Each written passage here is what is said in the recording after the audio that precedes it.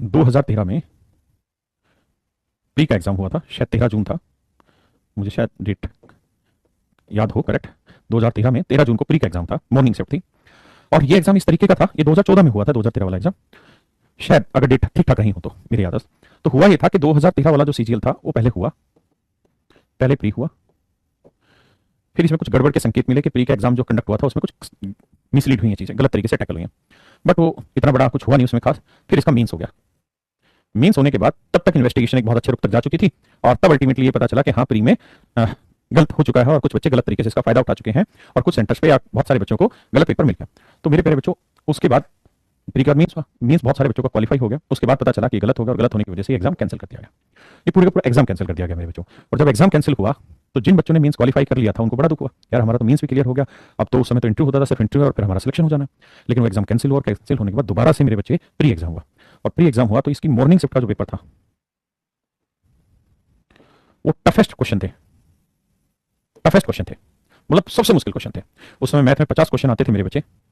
और 50 क्वेश्चन जिस सीक्वेंस में उन्होंने डाले थे वो एक बहुत जबरदस्त गेम था। 50 क्वेश्चन का क्या सीक्वेंस था, शुरुआत के 4 से 5 क्वेश्चन बहुत टफ कैलकुलेशन वाले थे, मुश्किल थे। आज आप उन सवालों को पढ़ेंगे तो बेहद आसान लगेंगे, क्यों? क्योंकि आपने उन सवालों को देख लिया है या कोचिंग उस तरह तक पहुंच गई है कि एक बच्चा उन चीजों को समझ रहा है। लेकिन इनिशियल स्टेज पे उस समय बड़ा मुश्किल था। आखिरी के 4-5 सवाल भी उस बच्चे के लिए बहुत टफ थे। तो जिन बच्चों का मैथ बहुत अच्छा था,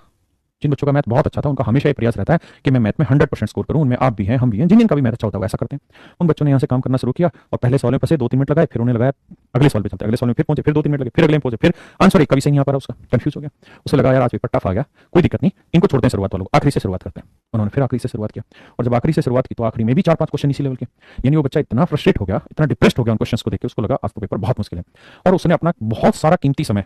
इन 10 से 1 सवालों में खराब कर दिया। लेकिन जिन बच्चों का मैथ बहुत कमजोर था उनको तो ये सवाल पढ़ने की जरूरत नहीं पड़ी, थोड़ा सा पढ़ा उनको पता चल गया मेरे समझ में नहीं आ रहा,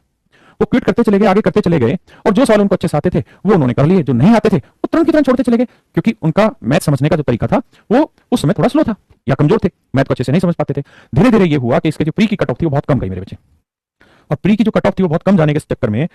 जिन बच्चों ने मेंस क्वालिफाई कर लिया था और जिनका इस शिफ्ट में एग्जाम था उनकी हालत ये हो गई कि उनसे प्री भी क्वालिफाई नहीं हो पाया। जिनका जो सोनू ने कमेंट किया था कि मेरा ब्रेन बहुत स्लो है, तो जिनका ब्रेन बहुत फास्ट था, जिन्होंने मेंस क्वालिफाई कर लिया था उसी एग्जाम का, उनसे दोबारा प्री क्वालिफाई नहीं हुआ। और जो बच्चे बहुत हल्की चीजों को पकड़ते हैं, बहुत ज्यादा समय में चीजों को समझते हैं, वो बच्चे प्री क्वालिफाई कर गए क्योंकि उनका मैथ कमजोर था, उन्होंने फोकस रीजनिंग इंग्लिश जीएस पे कर लिया और मैथ में भी उन क्वेश्चन पे किया जो उनको आते थे। तो बहुत बार ऐसा होता है, जो मैं भी आपको कहानी सुना रहा था कि आप जिस सिचुएशन में हैं, जिस जगह हैं, वो सबसे बेहतरीन है, इसलिए आपको घबराना नहीं है, बस काम करते रहना।